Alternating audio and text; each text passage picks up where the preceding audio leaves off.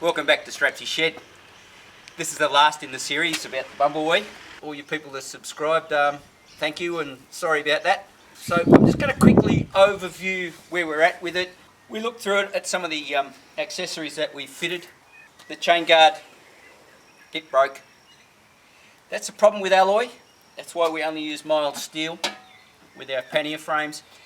Alloy's got a bad habit of vibrating and cracking. So the original is back on. So there's a lesson learned. The centre stand on this bike is probably the best one I've ever used. Again, it's an SW Motec one. Very, very smooth. But one of the things about centre stands is that people tend to rush a centre stand. The idea with a centre stand is just to put your weight on and wait. And the bike will come up. There's no need to push and drag. But this one is so well balanced, it works so well. And why a bike like this doesn't come out with a centre stand as standard equipment, I don't know. Bark busters, wouldn't do without them. Headlight cover, I mean, 30 odd bucks for a headlight cover. I don't know what a replacement would cost. It's a no-brainer. The fork brace, I think that was well worth it. Stiffened up the front end a little bit. I did notice a difference. I don't think it's something that makes a massive difference, but every little bit helps. We put it on the dyno with the MC Performance pipe, and basically the people at Tainton's Racing tell me that there's nothing much to do for this bike. The pipe is ideally suited to this bike. Fuel air mixture's perfect right through the range. And again, to get more power out of this, you could start throwing money at a power commander and all that sort of stuff, but it's not going to make much difference, I reckon. But boring out the engine to a 750 or an 800 is going to cost thousands, and that's not going to happen. It's a really simple bike to live with. Because we've been in COVID, it hadn't started for weeks and weeks and weeks. I put the key in, hit the button, and it went. Some of the bikes in the shed took a fair bit of coaxing to get going, but not the Bumblebee. I've loaned it to a mate whose bike got sold and he was without wheels to commute on for a while, and he loved it as a commuter. So simple and easy. Nice ground clearance. The againsts for me is that I think the front end of this bike is noisy. I've tried screen, mirrors.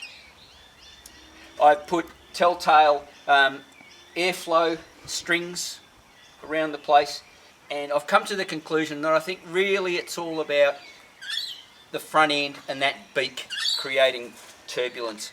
I'm just the wrong shape and size for it. I just find that noise uncomfortable for me. I cut down the original screen to about that, simply using a Dremel, and polished the edges. This is about the best I could get. I thought the original screen was terrible. Tyres wise, the original tyres aren't too bad. I've just fitted the Dunlop Mission, the 50/50, and I must say I'm really impressed. They make this bike stick to the road. They feel really stable. They're okay on the dirt, and as it says, they're a 50/50 tyre, and you know what? I think they probably are the first true 50/50 tyre that I've ever used. I couldn't recommend them highly enough at this stage. I can't believe how nimble and how quick this bike is through the twisties up in the mountains. You have to wring their neck a little bit, but you know, that's part of the fun. For me, I would like more power, more grunt off the bottom line. The exhaust system, beautiful sound. It loses a lot of weight off the bike. Unfortunately, it's got to come off so that it can go through a roadworthy this week. Foot pegs, I think they're overkill. These Evo multi-adjustable, I think the SW Motec Ion pegs are more than enough. Like all adjustable things, once they're adjusted, you leave them. I don't see the point. Crash bars, I've used them. You can probably see up here there's a couple of scratches. Had a low speed crash. Luckily I had my bags on the back. I just sanded back and repainted the crash bars. Saved all this end of the bike. I think one of the issues that's caused me to decide that the Bumblebee is not really for me is the ground clearance. I mean, this is sort of more on the touring side of adventure. which would have suited Mrs. Straps really, really well. But for me, there's not enough ground clearance, there's not enough suspension travel. So we have a look under the back guard here, we'll see exactly why. And there's a few times where I've found myself caught up